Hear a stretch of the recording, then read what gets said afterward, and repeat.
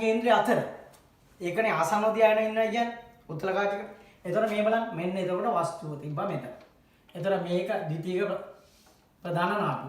සමාන්තර වෙන ආලෝක කිරණ යන්න ඕන මොනවාද? යන්න ඕන පළවෙනි එකේ විතර වර්තනය සලකන්න මෙන්න නාභිය. එතකොට ගියා ආලෝක කිරණ. හරි. ඊළඟට ප්‍රකාශ කේන්ද්‍රය හරහා යන එක ඒ මාර්ගෙම යනවා. ඒ මාර්ගයෙන්ම ආපහු එනවා. ඒක නිසා මේව හම්බෙන්නේ මෙන්න මෙහි.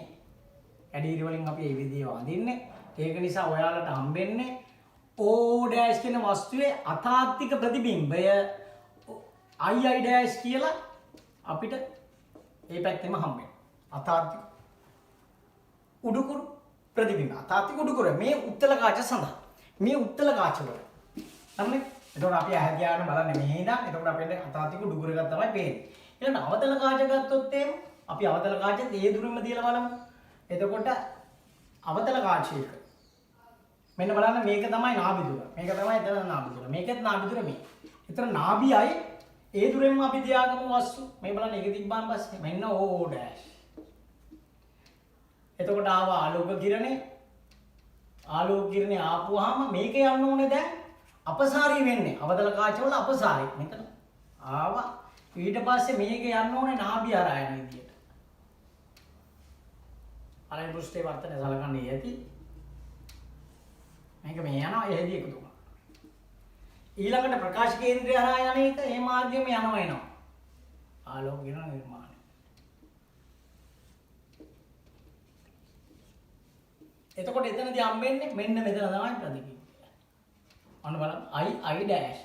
එතකොට ඒකත් අතාත්තික උඩුකුරුයි කුඩයි. මේක අතාත්තික උඩුකුරුයි විශාලයි. අතාත්තිකයි උඩුකුරුයි විශාලයි. මේක අතාත්තිකයි උඩුකුරුයි කුඩයි. අතල කාච. එතකොට අහන්නේ ඔයාලගෙන් ප්‍රශ්නේ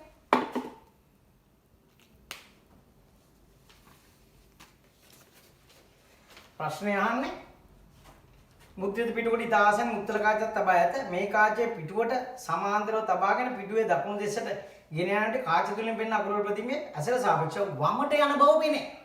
ඒකයි පේනෝනේ දැන් ඔයාලට මේක ගිහලා දෙන්නේ වමට. දැන් අපිට ඕන මේක තියාගෙන බලන්න පුළුවන් ඕන. මේක මෙහෙම තියාගෙන හරි මුද්‍රිත මේ කියලා තියෙන්නේ මුද්‍රිත පිටුවේ ඉතාසෙන් උත්තර කාචයක් තබා ඇත. මේ කාච පිටුව සමාන්තරව තබාගෙන පිටුව දකුණු දෙසට ගෙන යන විට මේක මෙහෙම තියාගෙන දකුණු දෙසට ගෙන. එතකොට ඔයාලට පේන්නේ අකුරු ටික වමට යනවා වගේ. එතන තිබුණු අකුරු වමට යනවා වගේ පේන්නේ. ඒ නිසා උත්තරේ වෙන්නේ අපිට